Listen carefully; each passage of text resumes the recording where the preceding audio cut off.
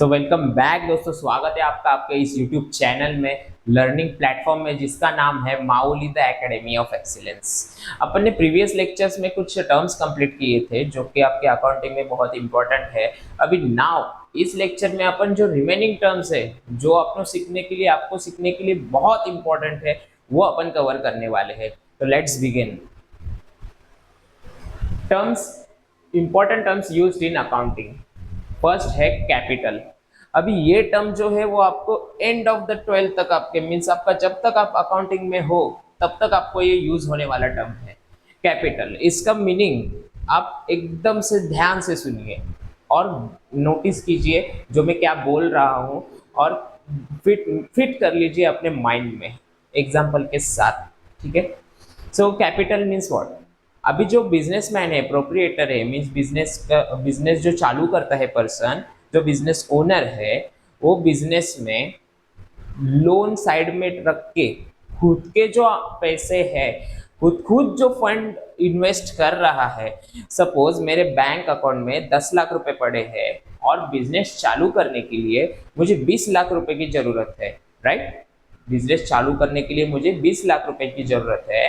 10 लाख मेरे खुद के हैं, 10 लाख मैं उधार इसे ले रहा हूँ कि मुझे 20 लाख की जरूरत थी। 10 लाख मेरे खुद के बैंक अकाउंट में पड़े हैं, वो मैं यूज करूंगा और 10 लाख बाहर से लूंगा। तो जो टोटल मिला के 20 लाख अमाउंट है, उसमें से owners equity means business owner, proprietor, businessman का जो कैपिटल है, जो मेरे जो 10 लाख पड़े थे बैंक अकाउंट में, वो जो मैं बिजनेस में इन्वेस्ट करने वाला हूँ बिजनेस स्टार्ट करने के लिए, सो उस 10 lakhs को मैं कहूंगा ओनर्स इक्विटी या तो कैपिटल। जो अमाउंट यूज करके बिजनेस में स्टार्ट करने वाला हूँ जो मेरा है, तो उसको मैं कहूंगा कैपिटल। ठीक है। उसका एक इक्वेशन है एसेट माइनस लायबिलिटीज, जैसे कि मैंने आपको बताया।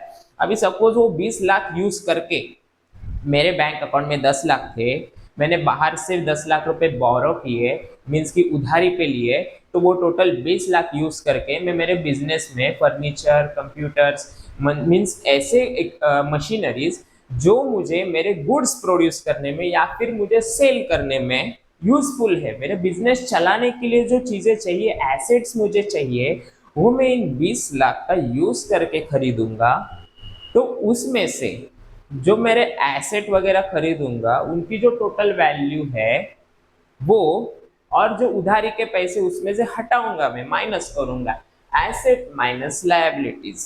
राइट। कॉम्प्लिकेटेड लग रहा होगा आपको, लेकिन इजी है। इजी वे से समझाता हूँ कि मेरे जो खुद के पैसे रहेंगे, वो जो बिजनेस में मैं डाल रहा हूँ, वो ही कुल मिला के मेरे कैपिटल है। ठीक है। बाहर का सब लोन वगैरह सब निकाल के, सब माइनस करके जो भी बच रहा है वो मेरा कैपिटल है। मीन्स अभी के लिए सिर्फ आप इतना टर्म दिमाग में फिट कीजिए कि कैपिटल मीन्स जो अमाउंट इन्वेस्ट करके, यूज करके मैं मेरा बिजनेस स्टार्ट कर रहा हूं, उसी को हम कैपिटल कहेंगे। ठीक है। आई होप आपको क्लियर हुआ होगा कैपिटल क्या है। ठीक है। सेकंड है ड्राइंग्स। ड्राइंग्स मतलब सपोज अभी मैं बिजनेसमैन मीन्स बिजनेसमैन को अकाउंटिंग टर्म में प्रोप्रिएटर बोलते हैं। राइट। तो business as a business owner और बिजनेसमैन, बिजनेस ओनर और बिजनेस, ये दो चीज है। मीन्स कि ये जो टर्म है दो, बिजनेस और बिजनेसमैन, ये दोनों अलग है। मीन्स बिजनेसमैन अलग है और बिजनेस अलग है।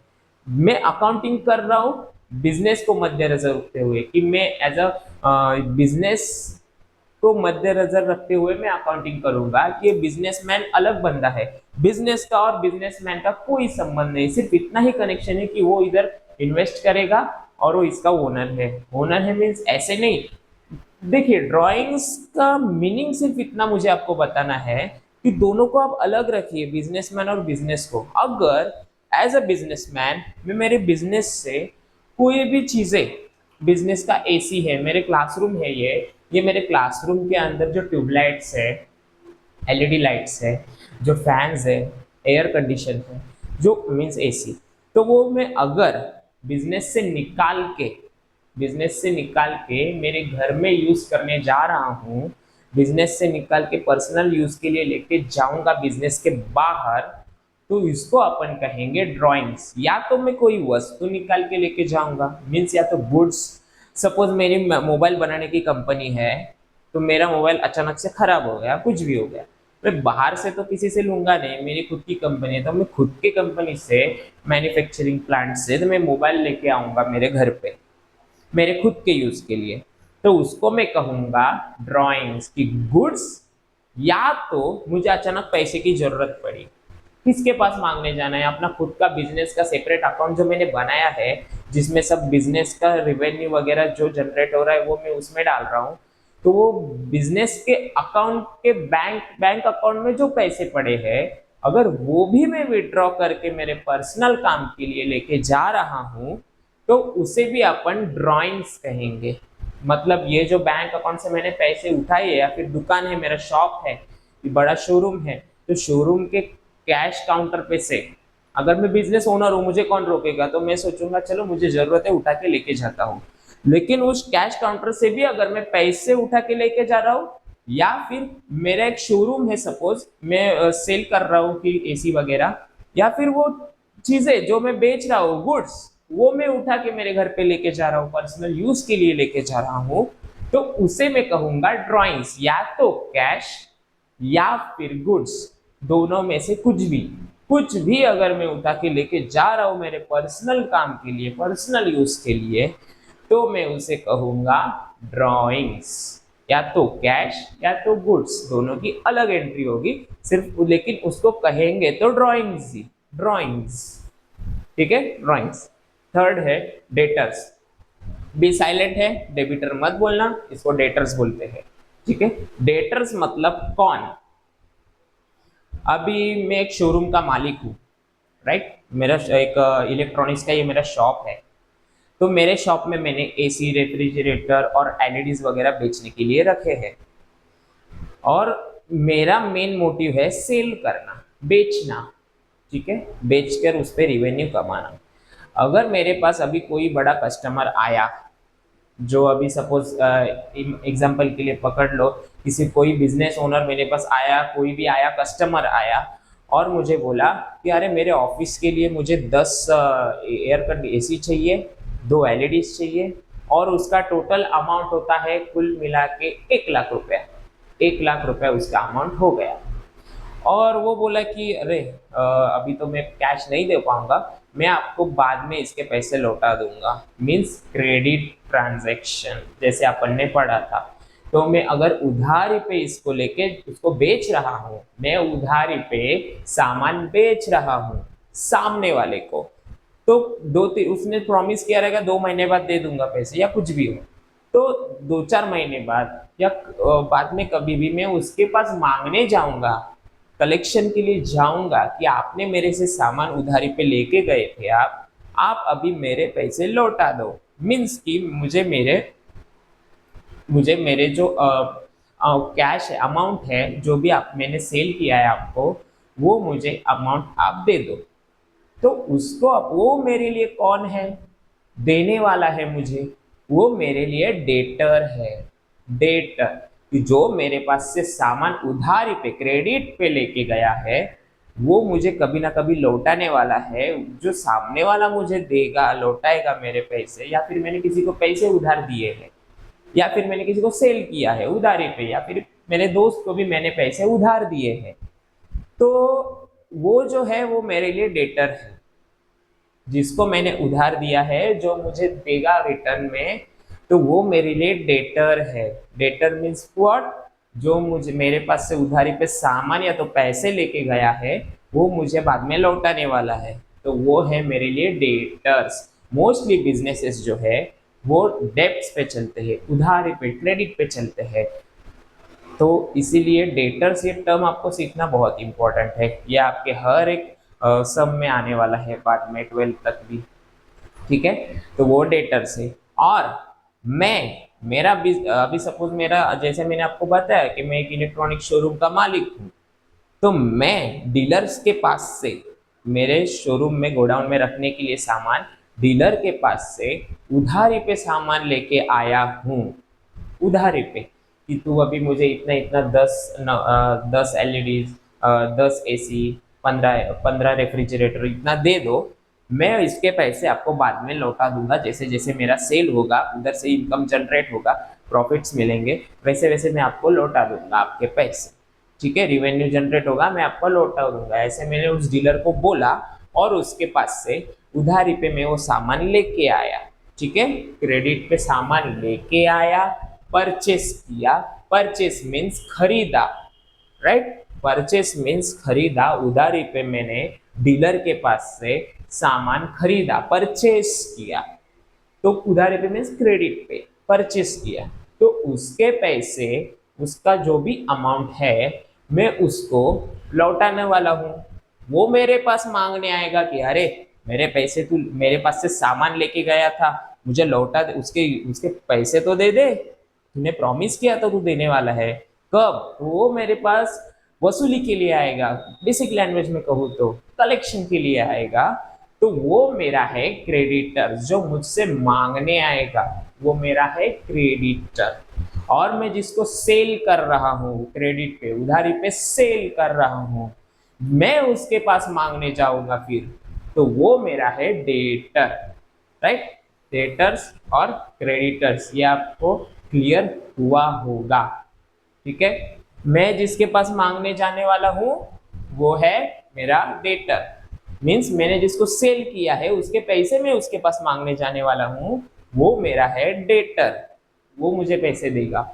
और जो मेरे पास मांगने आएगा, मैंने उससे खरीदा था सामान लोन पे, मतलब सॉरी उधारी पे, क्रेडिट पे, और वो मेरे पास मांगने आएगा कि मेरा पैसा दे दे, या फिर मेरे पास कर्जा है मेरे ऊपर कि अरे मेरे को इसको पैसे लौटाने हैं, कभी ना कभी मुझे इसको देना पड़ेगा, तो वो मेरा है क्रेडिटर। सिर्फ उधारी पे सामान लिया या बेचा, इतना ही डिफरेंस आपको याद रखना है। उधारी पे सामान बेचा तो वो मेरा है, जिसको बेचा वो है मेरा डेटर, जिसके पास से उधारी पे मैंने सामान लिया, जिसको मुझे पैसे देने हैं, खरीदा परचेस किया, तो वो मेरा है क्रेडिटर, ठीक है। अभी डेटर्स में ना बैड डेप्ट से और डाउटफुल डेप्ट से, ये मैं आपको क्लियर कर देता हूँ, बाद में यूज होगा इसका आपको। डेटर्स, डेटर्स मैंने आपको क्या बताया, जिसको मैंने उधारी पे सेल किया है, सेल किया है, वो मेरे पास उधारी से सामान लेके गया है, क्रेडिट पे सेल हुआ है मेरे पास से, तो मैं उसके पास मांगने जाऊंगा, लेकिन उसने मेरे पैसे नहीं दिए, या फिर वो किधर गायब हो गया, सब बेच बाच के गायब हो गया, तो वो मेरे पैसे डूब गए, डूब गए। मैं मान के चलूंगा ये अभी किधर मुझे मिलेगा, नहीं आएगा ये, किधर उसको ढूंढने जाऊंगा, कॉन्सेप्ट क्लियर कीजिए आप, मैं उसको किधर ढूंढने जाऊंगा, 100% में पैसे डूब ही गए, ठीक है। या फिर वो इतना कंगाल हो चुका है सामने वाली पार्टी, जिसके पास मैं 5 पैसे मांगने जाऊंगा, अरे मेरा सामान लेके गया था तू, तो अभी उसके पैसे तो दे दे, वो सामान लेके गया मेरे पास से, लेकिन वो सामान भी चोरी हो गया, जल गया, कुछ भी हो गया, लेकिन फिर इसी वजह से वो मेरे अभी पैसे नहीं दे पा रहा, ना कि उसके पास उसकी कुछ पर्सनल प्रॉपर्टी है जो वो बेच के मेरे लौटा दे, नहीं दे सकता, दे ही नहीं पाएगा, उसके पास 1 रुपया भी अभी बचा नहीं है, वो हो गया इंसॉल्वेंट, कंगाल, बैंकक्रप्ट, इसको एक वर्ड है, वो अभी है आगे, वो इंसॉल्वेंट हो गया, कंगाल हो गया, बैंकक्रप्ट हो गया, अभी उसके पास एक फूटी कौड़ी भी बची नहीं है, तो वो मेरे पैसे दे ही नहीं सकता, अगर वो चाहे तो भी नहीं दे पा रहा है, तो उसको मैं कहूंगा बैड डेट्स। जो मेरा डेटर है, जो मुझे पैसे मेरे लौटाने वाला था, वो अभी दे ही नहीं पा रहा है, 100% नहीं दे पा रहा है, तो वो मेरे लिए है बैड डेट्स, यो मैं बिजनेस के लिए लॉस है, उसको मैं एक वर्ड यूज करूंगा बैड डेट्स। जो डेटर था वो अभी बैड है, बुरा वाला डेटर है, मेरे मेरा लॉस कर दिया इसने, ठीक है, वो बैड डेट्स। और ऐसे भी डेटर्स होते हैं, मीन्स उधारी पे सामान लेके जाने वालों में से ऐसे भी कुछ लोग होते हैं जिनको मैं देख रहा हूँ कि उनका ना बिजनेस लॉस में चल रहा है, उनका बिजनेस लॉस में चल रहा है, उनकी बैलेंस शीट निगेटिव में, मीन्स कि वो फाइनेंशियल कंडीशन उनके बिजनेस की बिगड़ती जा रही है, तो मुझे डाउट है कि मेरे पैसे नहीं लौटा पाएगा, शायद डाउट है मुझे। उधर कैसा सिचुएशन था, बैड डेब्ट्स में कैसा सिचुएशन था कि वो मेरे पैसे लौटा ही नहीं पा रहे, आएंगे ही नहीं मुझे पैसे, ठीक है। और डाउटफुल डेब्ट्स में कैसा रहेगा कि मुझे डाउट है कि ये पैसे नहीं लौटा पाएगा, चांसेस है, तो उसे मैं कहूंगा doubtful debts. Okay, right. I hope आपको क्लियर हुआ होगा। आगे क्रेडिटर का मैंने आपको बताया, ठीक है। अभी देन है एक्सपेंडिचर। एक्सपेंडिचर इस वर्ड का मीनिंग है खर्चा। कौन सा भी एक्सपेंडिचर हो, कौन सा भी खर्चा हो बिजनेस के अंदर, उसको अपन वर्ड यूज करते हैं, उसको बोलते हैं एक्सपेंस या तो एक्सपेंडिचर। ठीक है, एक्सपेंडिचर मतलब खर्चा। मैंने ये मार्कर खरीदा मेरे क्लास के लिए, क्लासरूम के लिए, तो मेरे लिए है एक्सपेंडिचर। मैंने व्हाइट बोर्ड खरीदा तो वो भी है एक्सपेंडिचर। मैंने एसी खरीदा, मैंने फैन खरीदा, मैंने लाइट्स खरीदे, वो भी है एक्सपेंडिचर। खर्चा किया, या तो वो कोई भी चीजें खरीदने के लिए, वस्तु खरीदने के लिए, या फिर एक मामूली सा पेपर खरीदने के लिए। ओके, तो वो है एक्सपेंस। तो एक्सपेंडिचर के भी प्रकार है, टाइप्स है, कैपिटल, रिवेन्यू, डिफर्ड एक्सपेंडिचर। अभी फर्स्ट है कैपिटल एक्सपेंडिचर। कैपिटल एक्सपेंडिचर मतलब ऐसा खर्चा जो खर्चा करने पर मैं वो खर्चा करके मैं एक ऐसी चीज मेरे पास आएगी। खर्चा आप क्यों करोगे, या तो कुछ खरीदने के लिए, ठीक है, या फिर कोई किसी भी सर्विस का पेमेंट करने के लिए, जैसे कि इलेक्ट्रिसिटी बिल पे वगैरह, ठीक है, वो खर्चा ही है एक टाइप का। सो मैं ऐसी चीज पे खर्चा के भी प्रकार रहते हैं ना, कि कोई चीज पे खर्चा करके आपको फायदा हो रहा है, किसी चीज को आपको खर्चा करना पड़ रहा है आपके यूज के लिए, या फिर किसी चीज पे आप खर्चा कर रहे हो, सपोज खाने के लिए खर्चा कर दिया, वो भी एक्सपेंडिचर है, लेकिन सबकी यूज अलग अलग है। मेरे बिजनेस के पॉइंट ऑफ व्यू से सोचिए, ठीक है। तो मैंने ऐसी चीजों पे खर्चा कर दिया कि जो खर्चा एक बार कर दिया, अभी 10 साल तक वो मेरी चीज बिजनेस में चलने वाली है। फॉर एग्जाम्पल, मुझे ना बहुत गर्म हो रहा है, समर सीजन चल रहा है, मुझे गर्म हो रहा है, और ना मैं अभी सोचा खर्चा कर ही देता हूँ। अभी मैं एक्सपेंडिचर कर रहा हूँ, खर्चा कर रहा हूँ, लेकिन कैपिटल एक्सपेंडिचर, कौन सा एक्सपेंडिचर कर रहा हूँ, कैपिटल एक्सपेंडिचर कर रहा हूँ। क्यों? क्योंकि मैं खरीदने वाला हूँ एसी, एयर कंडीशन, और वो एसी खरीदूंगा, बिजनेस के अंदर लगाऊंगा एसी, ठीक है। तो वो कैपिटल एक्सपेंडिचर क्यों है, वो कैपिटल खर्चा क्यों है? बिकॉज एसी जो है वो मेरे बिजनेस के अंदर सालों साल तक चलने वाला है, राइट। 4-5 साल, 6 साल, 10 साल तक वो चलेगा। और एक बार कर लिया तो ऐसे थोड़ी ना है कि अरे रोज रोज एसी के ऊपर खर्चा करना पड़ेगा, रोज रोज नया एसी लेना पड़ेगा, ऐसा तो नहीं है ना। तो इसीलिए अपन एक बार खर्चा किया किया, सालों साल चलने वाला है, उसका मुझे फायदा मिलने वाला है। फायदा मीन्स व्हाट, कि अरे एयर कंडीशन लगा है, अभी जरा अच्छा लग रहा है, और सालों साल तक उसका फायदा मिलेगा। तो वो जो है वो मेरा एसेट है, ठीक है। एसेट खरीदने के लिए आप जो खर्चा कर रहे हो, तो उसको अपन बोलेंगे कैपिटल एक्सपेंडिचर, ठीक। अभी एक एग्जांपल हुआ। सेकेंड एग्जांपल शॉर्ट लैंग्वेज में बताऊं तो, एसेट खरीदने के लिए, फिक्स्ड एसेट खरीदने के लिए जब आप खर्चा करते हो, तो उसको अपन बोलेंगे कैपिटल एक्सपेंडिचर। कैपिटल पे किया हुआ खर्चा मीन्स कैपिटल एक्सपेंडिचर, ठीक है। वो आपके कैपिटल में ऐड होगा ना, मीन्स कि वो आपकी प्रॉपर्टी बन गई ना, आपके बिजनेस की। अभी मैंने चेयर्स खरीदे मेरे क्लासरूम के लिए, तो वो चेयर्स जो मैं खरीदूंगा, वो चेयर्स मेरे एसेट है। तो एसेट खरीदने के लिए जो मैं खर्चा करूंगा उसको मैं बोलूंगा कैपिटल एक्सपेंडिचर। सिंपल लैंग्वेज में बता दिया आपको, ठीक है। सेकेंड है revenue expenditure. Revenue recurring in nature, बार बार होने वाला खर्चा, बार बार खर्चा। अब ये मार्कर है, एक मार्कर खत्म हुआ फेंक दो, या फिर इंक इंक बॉटल खरीदना पड़ेगा बार बार, खत्म होगा खरीदो, खत्म होगा खरीदो, बार बार खरीदो, तो बार बार खरीदने की जरूरत पड़ेगी। या फिर सेकेंड थिंग की इलेक्ट्रिसिटी बिल्स, हर महीने पे करना पड़ेगा, कम ज्यादा यूज के हिसाब से, ठीक है। तो वो ऐसे जो एक्सपेंडिचर है जो बार बार, टेलीफोन बिल्स वगैरह ऑफिस में जो रखे रहेंगे मेरे बिजनेस में, तो उनके बिल्स बार बार पे करने पड़ेंगे। तो ऐसे एक्सपेंडिचर है जिन पे आपको बार बार खर्चा करना पड़ रहा है, उसको अपन कहेंगे रिवेन्यू एक्सपेंडिचर। इजी में आपको समझ में आया रहेगा, बिकॉज बहुत इजी टर्म्स है ये। Then deferred expenditure. अभी इसको थोड़ा समझना कॉम्प्लिकेटेड लग सकता है आपको, लेकिन मैं आपको इजी लैंग्वेज में समझाने की कोशिश करता हूँ, ठीक है। डिफर्ड एक्सपेंडिचर, अभी कैपिटल एक्सपेंडिचर में कैसा था, कि आप जिस चीज पे खर्चा कर रहे हो वो आपको बेनिफिट देने ही वाली है, ये तो कंफर्म है।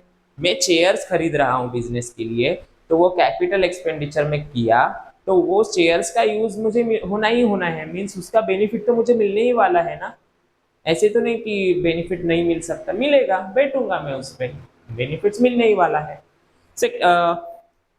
लेकिन इसमें कैसे है, डिफर्ड एक्सपेंडिचर में आप खर्चा तो कर रहे हो, बराबर खर्चा कर रहे हो। सपोज मैंने 4 साल के लिए एक एडवर्टाइजमेंट चलाने दे दी, 4-5 साल के लिए मैंने एक एडवर्टाइजमेंट चलाने दे दी कि मेरे बिजनेस की एड चला दो, लेकिन गारंटी नहीं है कि उसको देखकर कस्टमर आएंगे या नहीं आएंगे, बेनिफिट होगा या नहीं होगा, बता नहीं सकते। कि इसको ऐड चला दिया, ऐड पे मैंने इतना खर्चा कर दिया, लाखों रुपए का खर्चा कर दिया फॉर एग्जांपल, तो वो ऐसे एक्सपेंडिचर है जिसके बता नहीं सकते कि इतना मैंने खर्चा करके मुझे उसका बेनिफिट मिलेगा ही मिलेगा, नहीं भी मिल सकता है या मिल भी सकता है, तो उसको अपन कहेंगे डिफर्ड एक्सपेंडिचर। ठीक है। देन है cash trade discounts, cash discounts, trade discount. ठीक है। अभी दोनों में डिफरेंस क्या है? ट्रेड डिस्काउंट मतलब अभी सपोज आप डीमार्ट जाते हो, डीमार्ट मॉल्स वगैरह में जाते हो, जिधर कैसे रैक पे अलग अलग सपोज इधर अलग अलग ब्रांड के कुकीज वगैरह बिस्किट्स के पैकेट्स रहते हैं, और सब पे उधर एक लेबल लगा रहता है कि मार्केट प्राइस ये है, हम बेच रहे हैं इतने में। मार्केट प्राइस सपोज 10 रुपया है, हम बेच रहे हैं 5 रुपया। Selling price and market price. ठीक है, ये डिफरेंस है। तो ये जो आपको अट्रैक्ट करने के लिए उधर जो आपके गुड्स पे मींस लिस्टिंग पे जो प्राइस है, लिस्टिंग मतलब इधर जो डिस्प्ले किया है आपको जो गुड्स है या फिर कोई भी चीज़ें गुड्स है या फिर कुकीज वगैरह कुछ भी है, उसका मार्केट प्राइस अलग है, सेलिंग प्राइस अलग है। तो आप सेलिंग प्राइस देख के अट्रैक्ट हो गए कि अरे हाँ, इस पे तो इतना इतना डिस्काउंट है, ले लेता हूँ। तो वो जो इधर रखे हुए आप अलग अलग चीजों पे अलग अलग सेलिंग प्राइस रहते हैं, उसको बोलते हैं ट्रेड डिस्काउंट, बेचने के लिए दिए हुए डिस्काउंट। ठीक है। एंड सेकेंड थिंग अभी कैश डिस्काउंट। कैश डिस्काउंट मतलब ये चीजें आपने अलग अलग खरीद ली, या तो मार्केट प्राइस पे खरीद ली कुछ चीजें आपने ट्रेड डिस्काउंट पे खरीद लिया, या फिर डिस्काउंट है ही नहीं, सिर्फ मार्केट प्राइस पे भी खरीद ली, लेकिन आपने खरीदने के बाद टोटल आप जब बास्केट में लेके जाओगे सामान कैश काउंटर पे, और वहां टोटल बिल ऐसा रहेगा कि सपोज 1000 के ऊपर खरीदी की तो आपको इतना इतना डिस्काउंट मिलेगा, 1500 के ऊपर की तो इतना टका डिस्काउंट मिलेगा। तो वो जो डिस्काउंट है, टोटल आपके अमाउंट पे जो डिस्काउंट दिया जाता है जब आप बिल्स पे करने जा रहे हो, उसको बोलते हैं कैश डिस्काउंट, जो आपके बिल पे होता है। राइट। अभी देन है सॉल्वेंट और इनसॉल्वेंट। सॉल्वेंट मतलब क्या? आपके सपोज मैंने जैसे आपको बताया था कि मैं बिजनेसमैन हूँ, 20 लाख रुपए से मैंने बिजनेस स्टार्ट किया। अभी 10 लाख रुपए खुद के डाले, 10 लाख रुपए उधारी से लिए। ठीक है। लेकिन मैंने खुद के पैसे डाले 10 लाख, और मुझे बिजनेस में लॉस होते गया, लॉस होते गया, लॉस हुआ, और मेरे जो मुझे और किधर से कर्जा लेना पड़ा, और मेरा अभी टोटल कर्जा हो गया 15 लाख, और मेरा खुद के जो पैसे थे वो 10 लाख थे, लेकिन कर्जा हो गया 15 लाख। ठीक है, कर्जा 15 लाख हो गया, तो मेरे खुद के पैसे से मैं कर्जा नहीं चुका पाऊंगा पूरा का पूरा। ठीक है। कर्जा मेरी खुद की प्रॉपर्टी भी अगर बेच दी तो मैं कर्जा नहीं चुका पा रहा हूँ, तो उसको बोलेंगे वो मेरा बिजनेस हो गया इंसॉल्वेंट। मीन्स मेरे बिजनेस की पूरी प्रॉपर्टी बेच दी, मीन्स एसेट सब बेच दिए, मेरे क्लासरूम बेचे, सब बेच बाच के भी मैं अगर सामने क्रेडिटर्स का मीन्स जो मेरे पास मांगने आएंगे, जो लाइबिलिटीज है, जो मेरी कोई बहुत सारी लाइबिलिटीज होते हैं, तो लाइबिलिटीज में नहीं चुका पा रहा हूँ, मैं कर्जा नहीं चुका पा रहा हूँ, तो मैं कहूँगा कि मैं इंसॉल्वेंट हो गया, बैंकक्रप्ट हो गया, या फिर बिजनेस डूब गया और सामने वाले के पैसे भी नहीं लौटा पा रहा हूँ, तो हो गया इंसॉल्वेंट बिजनेस। जो बिजनेस बेच बाच के भी सामने वाले की लायबिलिटीज मीन्स अब बिजनेस की जो लायबिलिटीज है, कर्जा है, वो नहीं चुका पा रहा है, तो उसे कहेंगे इनसॉल्वेंट बिजनेस। सेकंड होता है सॉल्वेंट बिजनेस। क्या है सॉल्वेंट मतलब क्या है? ऐसा बिजनेस कि या तो एसेट के बराबर लायबिलिटीज है, मीन्स कि मेरा पास इतने एसेट्स है और इतना कर्जा है कि मेरे एसेट्स, मेरे सब प्रॉपर्टी है, बिजनेस की जो प्रॉपर्टीज है, बिजनेस की चेयर्स से लेकर के मेरा व्हाइट बोर्ड वगैरह सब बेचकर मैंने जितना भी उधार लिया है वो मैं चुका पा रहा हूँ। एक भी रुपया उधारी का नहीं बच रहा है, अभी सब मैं चुका पा रहा हूँ। ठीक है, या फिर चुका उतना कर्जा चुका के भी मेरे पास पैसे बच रहे हैं। दो कंडीशन है, या तो मैं पूरा का पूरा चुका पा रहा हूँ और मैं भी जीरो, कर्जा भी जीरो, या फिर मेरे पास एसेट बच गए और प्रॉपर्टी और मैंने कर्जा चुका दिया। ठीक है, तो उसे मैं कहूंगा सॉल्वेंट बिजनेस। ठीक है, इंसॉल्वेंट और सॉल्वेंट में इतना ही डिफरेंस है, अभी के लिए इतना याद रखिए, ज्यादा कुछ है नहीं। देन है 8 नंबर अकाउंटिंग ईयर और या तो फाइनेंशियल ईयर। बताता हूँ अकाउंटिंग ईयर मतलब, अभी जैसे कि अपना जो साल चालू होता है 1 जनवरी को चालू होता है अपना कैलेंडर ईयर। जो आपके घर में भी कैलेंडर लगा है आप देखते हो, तो वो चालू होता है 1 जनवरी को। और एंड कब होता है? 31 दिसंबर को। 31 दिसंबर को आप पार्टी करते हो ना, राइट। तो 1 जनवरी को साल चालू होता है, 31 दिसंबर को साल खत्म होता है। वैसे ही आपका जो 11th है, 12th है, एकेडमिक ईयर जिसे बोलते हैं, वो कैसे चालू होता है? वो जून को वगैरह चालू होता है और अप्रैल में खत्म हो जाता है हर एक साल। ठीक है, तो आप 12th में चले जाओगे अगले साल जून में, राइट। तो वैसे ही अकाउंटिंग में हर एक अकाउंटिंग का साल रहता है बिजनेसेस में, और उसका स्टार्ट होता है वो साल 1 अप्रैल को स्टार्ट होता है। फाइनेंशियल ईयर भी उसको बोल देते हैं, फाइनेंशियल ईयर या तो अकाउंटिंग ईयर। 1 अप्रैल से स्टार्ट होगा, 31 मार्च को खत्म होगा। ये आपको याद रखना बहुत जरूरी है। ये जो है ना 1 अप्रैल टू 31 मार्च, याद रखना बहुत इंपॉर्टेंट है, आपको जरूर याद रखिए। इसका ईयर है ये। 31 मार्च को बैलेंस शीट प्रिपेयर्ड होती है, तभी पता चलता है कि आपका बिजनेस की कंडीशन क्या है, फाइनेंशियल कंडीशन क्या है, अपना बिजनेस में पैसे की मतलब कि कितने पैसे बचे हैं, क्या है सब, एसेट्स कितने हैं, कर्जा कितना है बिजनेस पे, मीन्स फाइनेंशियल कंडीशन क्या है, प्रॉफिट में है या लॉस में है। ये 31 मार्च को साल के आखिरी दिन बैलेंस शीट वगैरह बनेगी और तभी देखा जाएगा। ठीक है, और नए साल में नए रिकॉर्डिंग अकाउंटिंग वगैरह चालू होगी। नया साल कब चालू होगा? 1 अप्रैल को।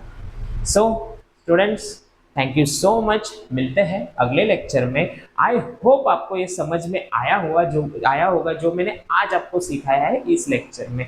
कुछ भी डाउट रहेगा तो मुझसे जरूर कमेंट कीजिएगा। आपके क्वेश्चंस के आंसर्स में पूरे की पूरे जल्द से जल्द देने की कोशिश करूंगा। Thank you so much video देखने के लिए, मिलते हैं नेक्स्ट लेक्चर में।